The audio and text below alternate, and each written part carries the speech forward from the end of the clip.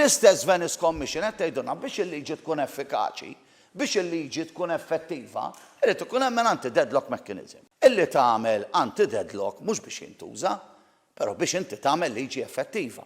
Ġifieri jiena l-obbligu tiegħi huwa l-ewwel li niġi u li jkun hemm diskussjonijiet bejn iż-żewġ naħat tal-Kamra mhux biex nintrappolaw jew nonsbu l-xulxin, biex issir l-aħjar għażla tal-President. Dik hi l-intenzjoni, ir-ratio legis tal-leġislatur, il-President minn Malta Repubblika ta' 1974. Sallum inħatar dejjem bil-mod li inħatar. Jiġi gvern, ħankun ċar, f'ċirkostanzi kostituzzjonali partikolari. Gvern illi minn dak li għaw fil-public domain għandu l-appoġġ popolari li għandu. U jiġi jipproponi illi jitlef prerogattiva ħankun ċarru. Prerogattiva bħal di li tażal il-President ta' Malta